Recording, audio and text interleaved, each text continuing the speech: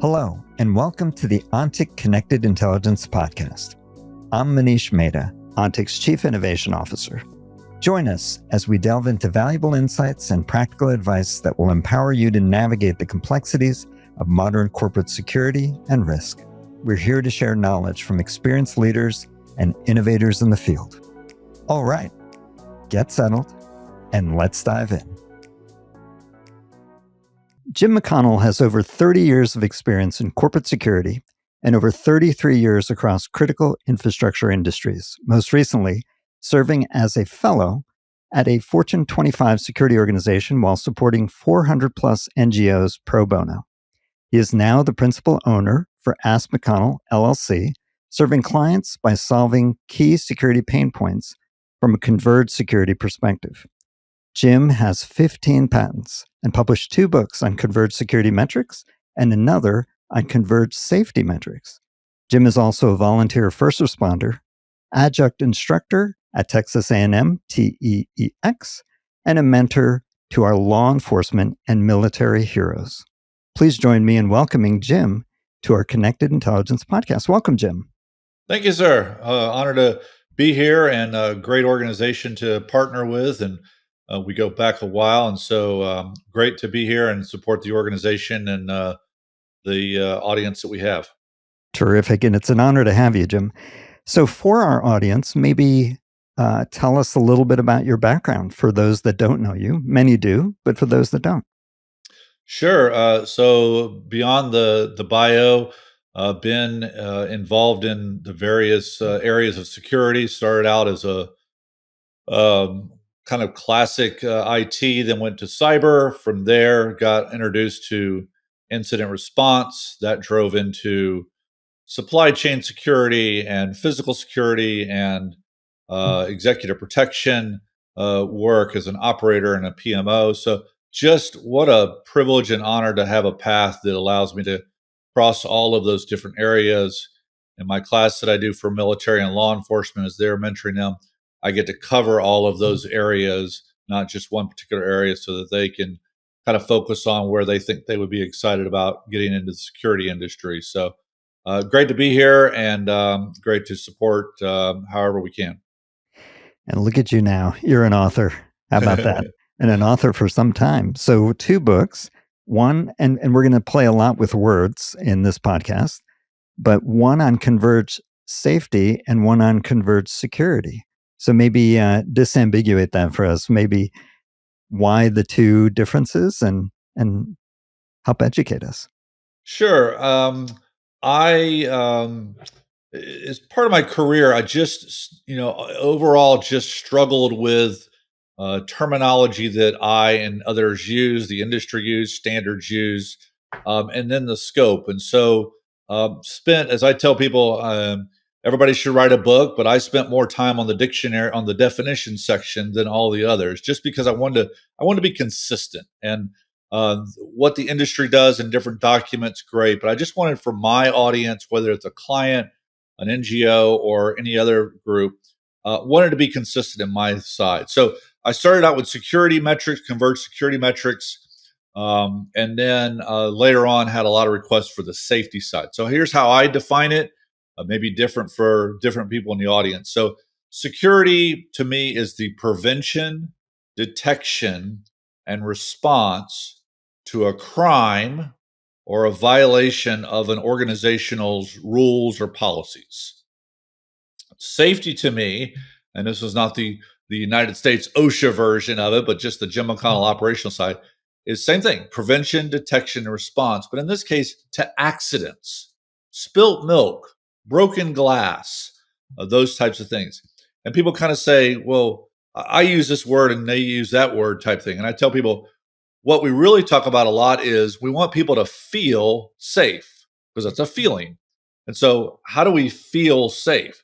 We have to do security and safety. At ONTIC, if I walked into your building, I want to see and experience some security things and some safety things to be able to say, I'm comfortable walking into the ONTIC office. No different than a single mom dropping off Johnny at a daycare. They want to see both of those so they feel safe to move forward and take advantage of those resources.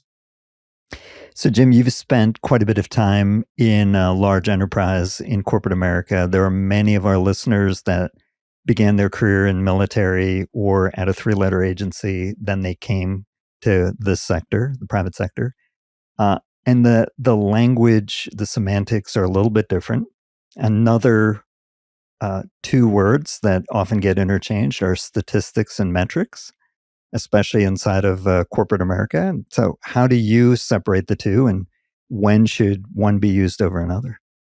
Sure. So I separate them from an operational standpoint, maybe not the super scientific. I'll leave that up to the great folks at NIST that do that better than I ever will. And I've worked with them many times. But to me, statistics are the counting of something, the counting of how often a door opens or closes, how often an event happens or doesn't happen. And it's just to me, a measure of those ebb and flows of things that happen.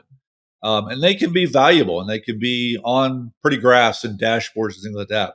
To me, metrics is where we're really driving for, are we improving on the statistics that can be a part of the formula of metrics?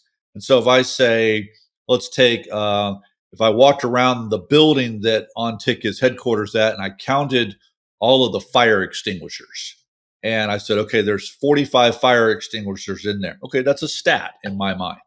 But if I go and say 40 of those have not been inspected in the last 30 days. So whatever that percentage ends up being, 80% of those have not been inspected.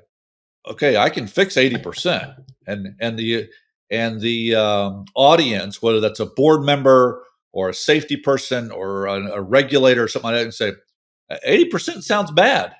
And so, as I say in my book, and I talk about all the time, red is bad, green is good. So 80% is red, 20% is good. So now, can we find the owner of that 80%? And so I think the natural communications of different audiences can take and say, how do I get less red? How do we get that 80? Everybody knows 80% is bad. And so let's reduce that down. Now, if it's fire extinguishers, they may say 1% is bad too, but it's relevant. So to me, stats are those things that we need to use around volume and metrics, things like that. Smaller companies, statistics may be more valuable.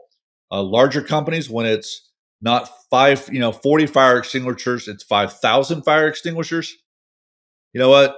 So we got 5,000 fire extinguishers. Great. So I think as you get bigger organizations or more complex organizations, metrics hands down will move the needle much easier. And Jim, I noticed as a segue, in your book, you use percentages over absolute numbers. So just more out of curiosity, why percentages? You have littered the book with lots of percentages. Sure. I kind of went back and put on my third grade hat and used pie charts and percentages solely to say, let's keep this simple. If you don't have something, let's keep it simple. Let's start out simple. If we want to get more complex, more colors, more types of graphs, great. But if we're starting out or trying to mature, we're not getting the feedback and the ROI out of our metrics program, maybe we've overcomplicated it. So to me, it was kind of a simplification things. And again, 80% of the fire extinguishers are bad. You don't need a lot of PhDs around to figure out that we got to go fix that. We got to find the facilities person or the vendor that takes care of those before the fire department comes in and does their inspection. So just people, I think everybody gets percentages, and they can grab onto that, find an owner, and say, get that number down. It's interesting. In many, many of our podcasts, we talk about silos that exist organizationally, culturally, through tools, technology, et cetera. And here you are promoting convergence, as do we here at Ontic. But I'm curious how you define convergence, and keep in the back of your mind as you answer the question, how to overcome these silos. Because convergence sounds like a utopian case, but what have you experienced? Yeah. So my view is, if we're good security professionals and smart board members, we're thinking about all. And I use the term all in every language means all. And so to me, from a convergence standpoint, people need to not get so tied up on immediately going to an org chart that says all security rolls up to a particular human. What it is really is around the awareness at the engineer level all the way to the board that says the security of our organization is all of these different areas. There may be different owners within that, and that's a an exercise I call who's who that needs to take place. But it's really around all the different threats, all the different vulnerabilities, all the different mechanisms that we do that deal with that, going back to my original definition of this term called security. So, is that cyber? Is that fraud? Is that investigations? Again, yes, for the standpoint of reducing risk and probability of bad happening with an organization. Let's make sure we think about all of those different areas. I always caution people, don't focus on immediately going and saying they all report to the same person. That's what we get. I think a lot of times in industry we get all tied up on. Again, if we're good security professionals, we're good relationship building within our organizations. Um, let's get together and work on the betterment of security for the whole organization. Converge the relationships, converge the technology, converge the intelligence, all the different areas to better the security and reduce risk. You made a bold move in your book. You went beyond top 10. You went to 25 metrics, which is great. Love to hear the context behind that. But can you cite one or two critical metrics, irrespective of size of organization or maturity of organization, that our listeners should be thinking about? Sure. So I always have I put together one of the chapters is for CEOs, and in fact, if we want to have that particular chapter or that table available for the audience, we'll add it into the show notes here to have that available. But it's kind of that if there was 25 that the CEOs or the boards or us as general practitioners could say, let's start somewhere. I like to start there, and so in that we think about things like what percentage of the employees have been trained on a particular topic of security? What percentage of our buildings have a first aid AED kit in them?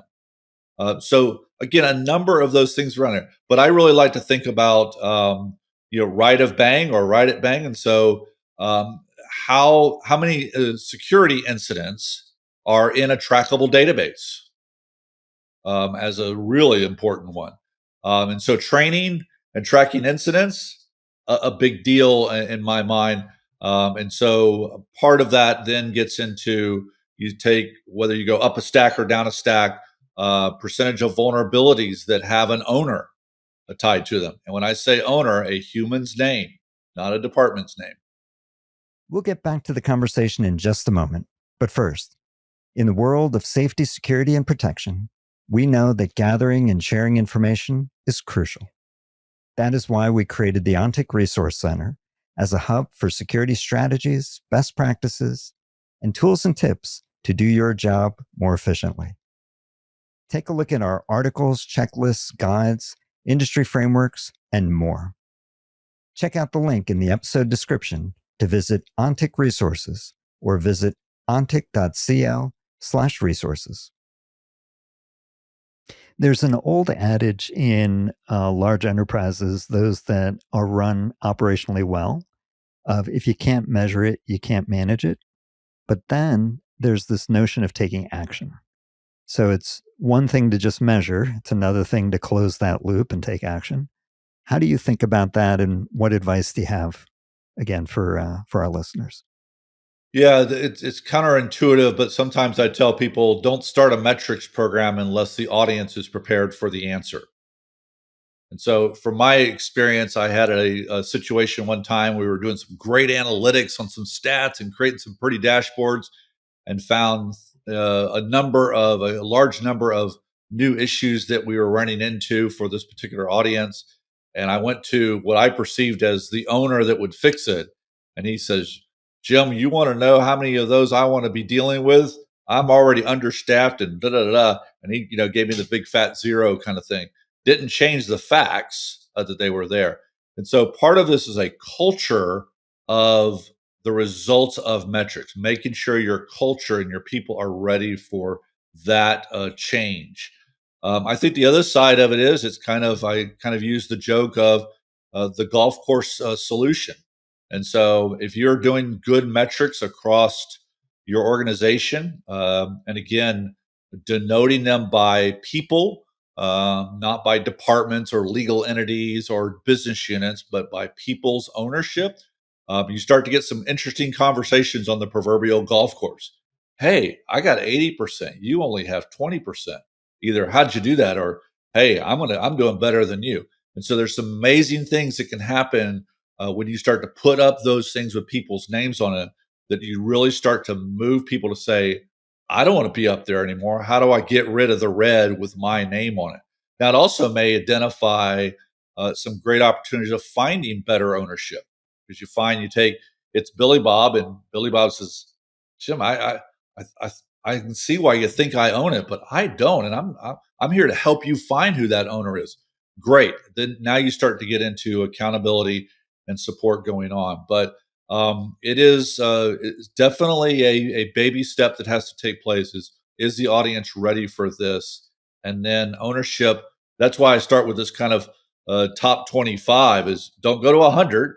We got a lot of options for you, but start with 10, because if you can get that culture moving to say this is kind of a normal thing that's going to come out, call it a state of security, a dashboard, or whatever like that. You'll baby steps this thing, because it is a culture shock, particularly with folks that have to think about, hey, now that we know we got to fix, we didn't budget for it, or we may have some regulatory reporting that we may have to do. So, Jim, this is a fun one. The measurement, or how to measure the effectiveness of a security organization. This is a combination of trying to prove that they're aliens or UFOs that have landed, and complex advanced calculus. For many, measuring effectiveness of something that hasn't happened, particularly in physical security where you're a cost center, is challenging and tricky. So, how do you think about measuring the effectiveness of a security organization? Yeah, and so I think it's a starts with, I think it's three different areas, maybe in the wrong order of some people, but I think about kind of people first here, and a little bit of wisdom I've been granted over the years. One is for the security department itself. How is the security team doing in the way of emotionally, career path? How are they feeling about their training and their career path, things like that? So if the security team is, happy and excited about their why of being there, to me, that's can you measure that? Sure. Can you do employee surveys of the security team? Could you do something like a net promoter score within your own security team? Interesting. I think the second thing is the business. I got trained by an individual that was an expert in net promoter score, and I kind of said, well, why don't we do net promoter score to the audience or to the clients, particularly internal, of the security function? And I've rarely seen that out in the real world of different organizations that I've had the privilege of working with. And so, how are we doing? Are we surveying our customers, our clients, internally? Net Promoter Score being one of those, obviously, survey things. And so there. And then we kind of can get into the harder stuff of threats and vulnerabilities and incidents and things like that. And I think that absolutely drives into some things around going back to, there are some things in those areas where we need to do stats. People are going to say we've had less break-ins. Okay, that's a stat. But I think then you get into the opportunity to say people will understand if you've reduced your number of vulnerabilities across the converged security spectrum by 75%. That somebody's going to feel better about that. Hey, what do you need financially, organization, resource wise to get us from 75 down to 10% or 25 down to 10%? Great conversation type thing. So I think it's the staff, your clients, and then the security stuff?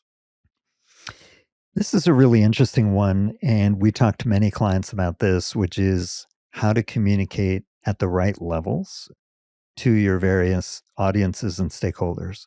So there's one form of communication, especially in measuring effectiveness, communicating metrics, sharing statistics, et cetera, with the front line versus way up to leadership and then all the way up to the boardroom.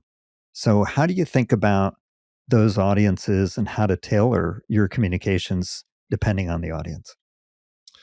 Um, it again sounds strange, but I always talk about it. What form do they input data into their eyes and brain every single day?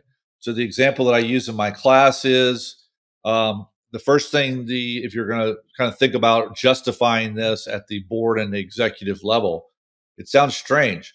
Call their executive assistant, find out what model phone that they have, because if what you're about to deliver to them doesn't fit on their phone because they're hardly ever on a laptop or looking at the big screen, might want to adjust your user interface, your report, or something like that.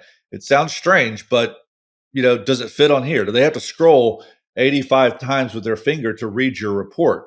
So sometimes it's how do we deliver that in its user experience? And user experience, of course, as we know, is not just a technical term, but it's that user experience. So to me, is how do they deliver that? How do we deliver that to them?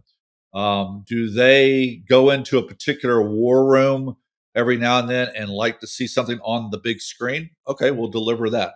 But then it gets into you could deliver every metric in my book to them. Sure. But what's the five that you'd like to get their attention on? Ask them what five they would like to. Again, that could be a survey or something like that. And so that's that side. I think as we get lower down into the operational areas, I think it gets a lot more into getting face to face, getting out in the field, and you're going to show some stats. And the lower level folks love the stories. I'm doing some work right now on the job seeker recruiter fraud that's going on in the world right now, and it's great. I've got lots of stats and lots of things like that. But boy, when I get face to face with an audience of legal people or HR people or job seekers, and they see live on the screen, real live events, they go, "Oh my goodness!" And they're like, "I'm going to respond to that." So I think those lower folks around, and I'm not here to design what that lower means. Get out into the field. Get off of Zoom. Get your boots on. Get out in the field and start talking to people face to face live. Budget for travel for this thing. We call it security awareness, call it a lot of things. And then you say, listen, and part of that is, I need your help in reducing this metric down. Will you help me? Um, so deliver it how the user experiences it. Well, Jim, shame on us if you and I didn't touch on a topic that's on everyone's mind, which is AI. So pick your time horizon 2 years, 5 years, 10 years. How do you, one, think security metrics are going to evolve? And then what role will AI play in all of this? Sure. I used AI the other day to see what it would do and said, let's take a good known security standard, ISO 27000. And I said, what's missing from this classic standard, which of course goes back to something called the BS 7799 standard. And I asked one of the tools, I said, what is missing from this standard that AI challenges us with? And there was some things in there, and I went, nah, that's confidentiality. No, that's integrity. No, that's normal stuff. But there was two or three in there. I'm like, that's interesting. So those are some unique things in there that we need to kind of think about as security practitioners. And so I think that's part of that conversation of how do we make sure people understand that it's not as different in so many ways from a security perspective as our existing standards. In other words, don't over invent something new for a solution with solutions that we already have. I think the other side of it is, of course, I think the threats are tremendous. I have in this job seeker investigation I'm working on right now, the amount of AI being used against the job seeker and HR teams is tremendous. Talked to an HR leader a couple of weeks ago. They had one job and had within a week had 2,000 applicants for that job, and they knew most of them were fraudulent type thing. So huge challenges, I think, on the threat side, both physical and cyber, video, just tons of things there that we got to keep up with. And then I think the third thing is how do we use it responsibly to start to um, be a force multiplier for us security professionals in everywhere that we look at. So if I'm out doing executive protection and I see something that is, say, a protest, and I don't know the threat level of that protest, can I take some pictures and send it into a platform that can give me something that fits on my screen as a response that says, Jim, that protester is related to X, Y, and Z, and gives him some analysis of that protest. Those are huge. So force multiplier from an AI, particularly for the what I call the field or the eyes on glass type of folks that are working with us every day that need all the force multipliers we can give them. Jim, again, thank you for joining us on our podcast today. Two final questions for you. First one's really straightforward. We have many listeners who might be a little nervous, a little unsure about how to go and begin a metrics measurement type of program. What advice or guidance would you have for them? Sure. I think it's first gathering a small set of stakeholders into a physical or virtual room and saying, are we ready to go down this path? Are we ready to make this decision, make this path, determine ownership of the things that we're going to do? I think the next piece is to make sure that in the security team that's creating these is, do we have the skill set? And that skill set is not necessarily security people. It could be some graphics capability, some dashboarding capability, some folks that understand the business to be able to tell the stories behind the metrics.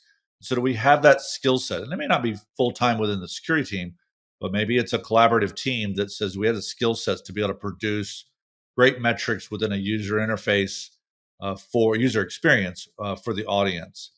And then the third area I think is really around starting with a top five, a top 10. Start small and start with five that you're comfortable with, but maybe they're little tight, a little bit more challenging overall. But start with five, making sure people are understanding them, can communicate them.